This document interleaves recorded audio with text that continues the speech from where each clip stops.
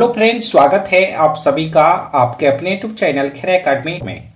दोस्तों, आज के इस वीडियो में हम लोग देखने वाले हैं जीके जीएस का टॉप 50 ऐसे प्रश्न जो आपके आने वाले एग्जामों में पूछे जा सकते हैं। तो दोस्तों, अगर आप लोग किसी भी सरकारी जॉब की तैयारी करते हैं जिसमें जीके जीएस पूछे जाते हैं, उन सभी परीक्षाओं में ये वीडियो काफ़ी हेल्पफुल होंगे। तो दोस्तों, आप लोग इस वीडियो को शुरू से लेकर अंत तक एक बार जरूर देखिएगा। तो चलिए दोस्तों, शुरू करते हैं। प्रश्न नंबर पहला में लिखा गया है, अंगूर के उत्पादन के लिए प्रसिद्ध भारतीय शहर कौन सा है। बिल्कुल नया प्रश्न है दोस्तों, आप लोग ध्यान दीजिएगा। अंगूर के उत्पादन के लिए प्रसिद्ध शहर नासिक शहर है, यानी कि नासिक शहर में अंगूर सबसे ज्यादा उत्पादन किया जाता है। प्रश्न नंबर पहला का right answer option number C होगा। दोस्तों, अगर आप लोग किसी भी प्रश्न का राइट आंसर जानते होंगे तो कमेंट बॉक्स में आप लोग बताइएगा। प्रश्न नंबर 2 में लिखा गया है, चाय उत्पादन के लिए भारत का कौन सा राज्य प्रसिद्ध है। चाय उत्पादन के लिए भारत का असम राज्य प्रसिद्ध है, यानी कि प्रश्न नंबर 2 का right answer option number C होगा। प्रश्न नंबर 3 में लिखा गया है, इनकलाब जिंदाबाद का नारा किसने दिया था। इनकलाब जिंदाबाद का नारा भगत सिंह जी ने दिए थे, यानी कि प्रश्न नंबर 3 का right answer option number A होगा। दोस्तों, अगर आप लोग हमारे वीडियो को पहली बार देख रहे हैं तो चैनल को सब्सक्राइब कीजिएगा और घंटी को ऑल पर फिट कीजिएगा ताकि सभी वीडियो का नोटिफिकेशन आपको मिलता रहे। प्रश्न नंबर 4 में लिखा गया है, नींबू में कौन सा विटामिन पाया जाता है। नींबू में विटामिन सी पाया जाता है, यानी कि प्रश्न नंबर 4 का right answer option number D होगा। प्रश्न नंबर 5 में लिखा गया है, फ्लाइंग सिख के नाम से किसे जाना जाता है। फ्लाइंग सिख के नाम से दोस्तों मिल्खा सिंह को जाना जाता है, यानी कि प्रश्न नंबर 5 का right answer option number D होगा।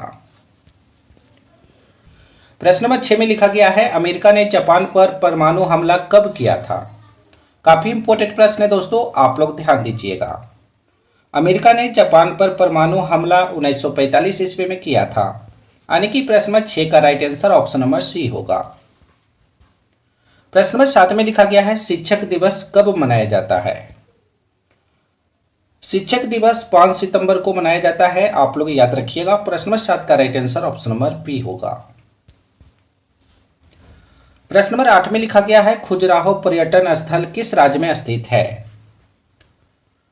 खजुराहो पर्यटन स्थल दोस्तों आप लोग याद रखिएगा, मध्य प्रदेश राज्य में स्थित है, यानी कि प्रश्न नंबर 8 का right answer option number B होगा। प्रश्न नंबर 9 में लिखा गया है, मनुष्य के शरीर में कितनी हड्डियां होती है। मनुष्य के शरीर में कुल 206 हड्डियां होती है, यानी कि प्रश्न नंबर 9 का right answer option number B होगा। अगला प्रश्न देखिए। प्रश्न नंबर 10 में लिखा गया है, किस भाग को संविधान की आत्मा कहा जाता है। काफी बार एग्जाम में पूछा गया प्रश्न है दोस्तों, आप लोग ध्यान दीजिएगा। प्रस्तावना भाग को संविधान की आत्मा कहा जाता है, यानी कि प्रश्न नंबर 10 का right answer option number D होगा। प्रश्न नंबर 11 में लिखा गया है, भारतीय संविधान कौन सी नागरिकता प्रदान करता है। भारतीय संविधान एकल नागरिकता प्रदान करता है, यानी कि प्रश्न नंबर 11 का right answer option number A होगा। प्रश्न नंबर 12 में लिखा गया है, भारतीय संविधान के निर्माण में कुल कितना समय लगा था। आप लोग को बताना है दोस्तों, भारतीय संविधान को बनने में कितना समय लगा था। तो भारतीय संविधान के निर्माण में कुल 2 वर्ष 11 महीना 18 दिन का समय लगा था, यानी कि प्रश्न नंबर 12 का right answer option number D होगा। प्रश्न नंबर 13 में लिखा गया है, संविधान सभा की प्रथम बैठक कब हुई थी। संविधान सभा की पहली बैठक कब हुई थी, तो आप लोग याद रखिएगा। संविधान सभा की प्रथम बैठक 9 दिसंबर 1946 ईस्वी को हुई थी, यानी कि प्रश्न नंबर 13 का right answer option number D होगा। प्रश्न नंबर 14 में लिखा गया है, भारत का मूल संविधान कहां से प्रकाशित हुआ था। दोस्तों, इस वीडियो में सभी प्रश्न काफी इंपॉर्टेंट है, आप लोग वीडियो को पूरा वॉच जरूर कीजिएगा। भारत का मूल संविधान देहरादून से प्रकाशित हुआ था, यानी कि प्रश्न नंबर 14 का right answer option number C होगा। प्रश्न नंबर 15 में लिखा गया है, आगरा नगर की स्थापना किस शासक ने की थी। आगरा नगर की स्थापना सिकंदर लोदी शासक ने की थी, यानी कि प्रश्न नंबर 15 का right answer option number A होगा। प्रश्न नंबर 16 में लिखा गया है दोस्तों, गुप्त वंश का वास्तविक संस्थापक कौन था? गुप्त वंश का वास्तविक संस्थापक चंद्रगुप्त प्रथम जी थे, यानी कि प्रश्न नंबर 16 का right answer option number D होगा। प्रश्न नंबर 17 में लिखा गया है, 7 टापुओं का शहर किसे कहा जाता है? 7 टापुओं का शहर मुंबई शहर को कहा जाता है, यानी कि प्रश्न नंबर 17 का right answer option number C होगा। दोस्तों वीडियो पसंद आ रहा हो तो एक लाइक जरूर कीजिएगा। प्रश्न नंबर 18 में लिखा गया है, भारत में पहला कृषि विज्ञान केंद्र कहाँ स्थापित हुआ था? काफी बार एग्जाम में पूछा गया प्रश्न है दोस्तों, आप लोग ध्यान दीजिएगा। भारत में पहला कृषि विज्ञान केंद्र पेंडुचेरी में स्थापित हुआ था, यानी कि प्रश्न नंबर 18 का right answer option number C होगा। प्रश्न नंबर 19 में लिखा गया है, अंतर्राष्ट्रीय मजदूर दिवस कब मनाया जाता है? अंतर्राष्ट्रीय मजदूर दिवस 1 मई को मनाया जाता है, यानी कि प्रश्न नंबर 19 का right answer option number C होगा। इसे आप लोग याद रखिएगा। प्रश्न नंबर 20 में लिखा गया है, भारत में सबसे पहले रेलगाड़ी किन स्टेशनों के बीच चली थी? भारत में सबसे पहले रेलगाड़ी मुंबई से थाने स्टेशनों के बीच चली थी, यानी कि प्रश्न नंबर 20 का right answer option number C होगा। प्रश्न नंबर 21 में लिखा गया है, भारतीय मुद्रा बाजार में किस प्रकार का ऋणों का लेन देन होता है? काफी इंपॉर्टेंट प्रश्न है, आप लोग ध्यान दीजिएगा।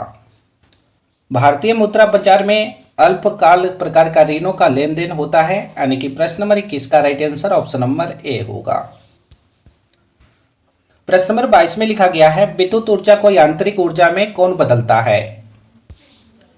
विद्युत ऊर्जा को यांत्रिक ऊर्जा में विद्युत मोटर बदलता है, यानी कि प्रश्न नंबर 22 का right answer option number C होगा।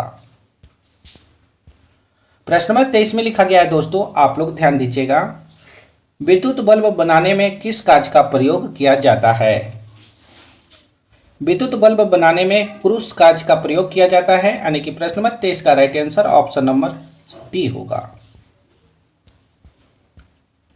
प्रश्न नंबर 24 में लिखा गया है, विटामिन सी की खोज किसने किया था? तो दोस्तों आप लोग याद रखिएगा, विटामिन सी की खोज होल्कट ने किया था, यानी कि प्रश्न नंबर 24 का right answer option number C होगा। प्रश्न नंबर 25 में लिखा गया है, बिहार को पृथक राज्य का दर्जा कब दिया गया था? बिहार को पृथक राज्य का दर्जा दोस्तों 1912 ईस्वी में दिया गया था, यानी कि प्रश्न नंबर 25 का right answer option number B होगा। इस वीडियो का पहला HW है, इसका सही उत्तर आप लोग कमेंट बॉक्स में बताइएगा। भारत का आइंस्टीन किसे कहा जाता है? भारत का आइंस्टीन किसे कहा जाता है? इसका सही उत्तर आप लोग कमेंट बॉक्स में बताइएगा। प्रश्न नंबर 26 में लिखा गया है, पानीपत का प्रथम युद्ध कब हुआ था? काफी बार एग्जाम में पूछा गया प्रश्न है दोस्तों, आप लोग ध्यान दीजिएगा। पानीपत का प्रथम युद्ध 21 अप्रैल 1526 ईस्वी को हुआ था। और पानीपत का प्रथम युद्ध किसके किसके बीच हुआ था? तो आप लोग यहाँ पर नोट पढ़ सकते हैं, मुगल शासक बाबर और इब्राहिम लोदी के बीच में पानीपत का प्रथम युद्ध हुआ था। प्रश्न नंबर 27 में लिखा गया है, पानीपत का दूसरा युद्ध कब हुआ था?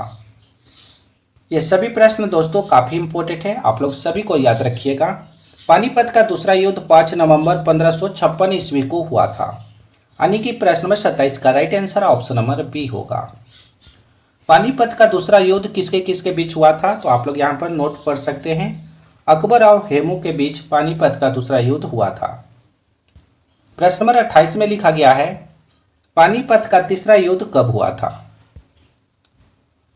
तो पानीपत का तीसरा युद्ध दोस्तों आप लोग याद रखिएगा 14 जनवरी 1761 ईस्वी को हुआ था, यानी कि प्रश्न नंबर 28 का right answer option number A होगा।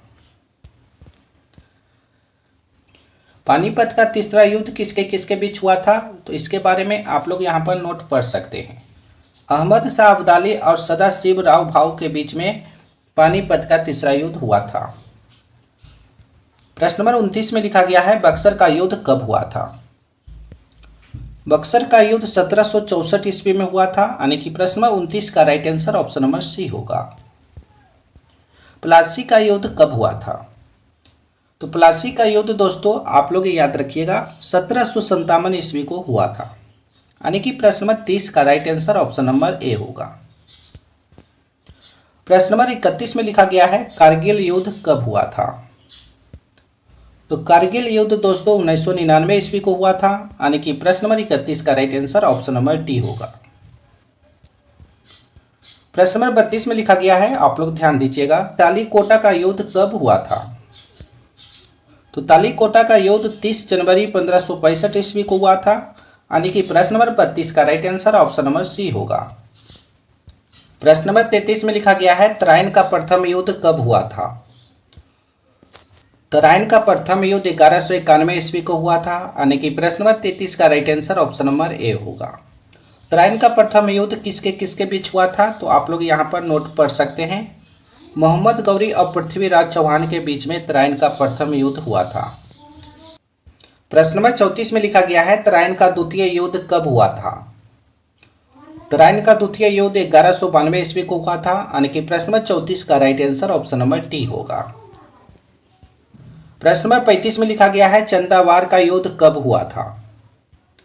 चंदावार का युद्ध दोस्तों 1194 ईस्वी को हुआ था, यानी कि प्रश्न नंबर 35 का right answer option number C होगा। चंदावार का युद्ध किसके किसके बीच हुआ था, तो आप लोग यहाँ पर नोट पढ़ सकते हैं। चंदावार का युद्ध मोहम्मद गौरी और कनौज के राजा जयचंद्र के बीच में हुआ था। प्रश्न नंबर 36 में लिखा गया है सिंध की लड़ाई कब लड़ी गई थी।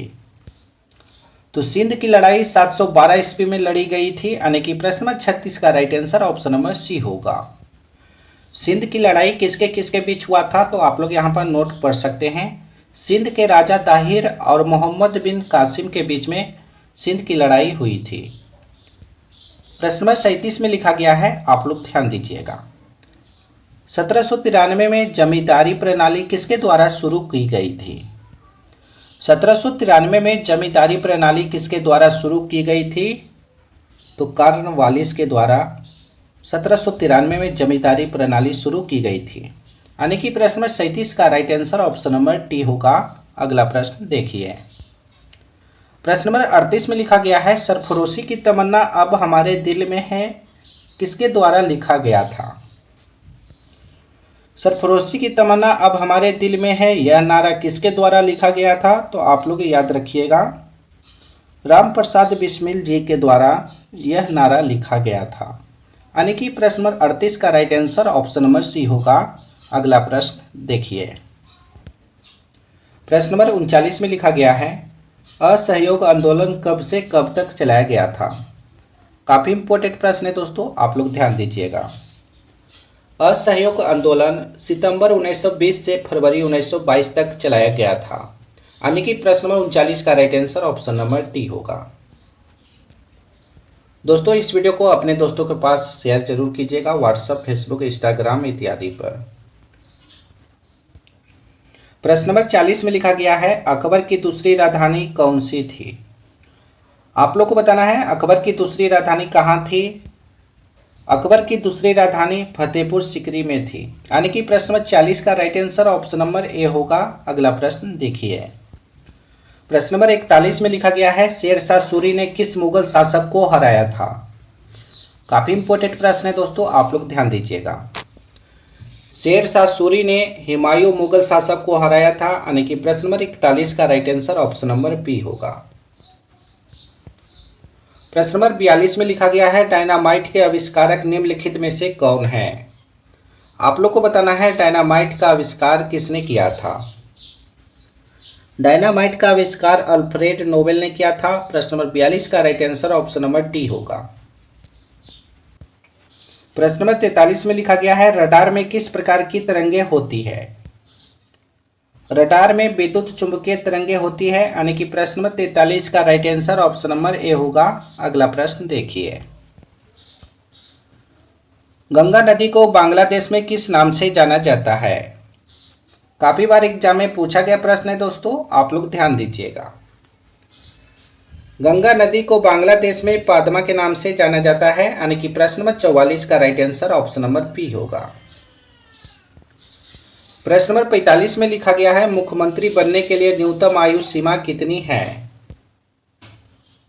मुख्यमंत्री बनने के लिए न्यूनतम आयु सीमा 25 वर्ष होनी चाहिए, यानी कि प्रश्न नंबर 45 का right answer option number C होगा। प्रश्न नंबर 46 में लिखा गया है विश्व का सबसे बड़ा महासागर कौन सा है। तो विश्व का सबसे बड़ा महासागर दोस्तों प्रशांत महासागर है, यानी कि प्रश्न नंबर 46 का right answer option number B होगा। प्रश्न नंबर 47 में लिखा गया है भारत में हीरे की खान कहां पर स्थित है। आप लोग को बताना है भारत में हीरे की खान कहां पर स्थित है। तो भारत में हीरे की खान दोस्तों मध्य प्रदेश राज्य में स्थित है, यानी कि प्रश्न नंबर 47 का right answer option number A होगा। प्रश्न नंबर 48 में लिखा गया है फास्फोरस की खोज किसने की थी।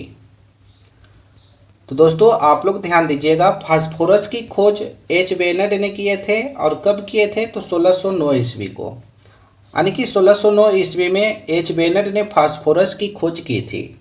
प्रश्न नंबर 48 का right answer option number D होगा। अगला प्रश्न देखिए, प्रश्न नंबर 49 में लिखा गया है समतल दर्पण द्वारा बना प्रतिबिंब कैसा होता है।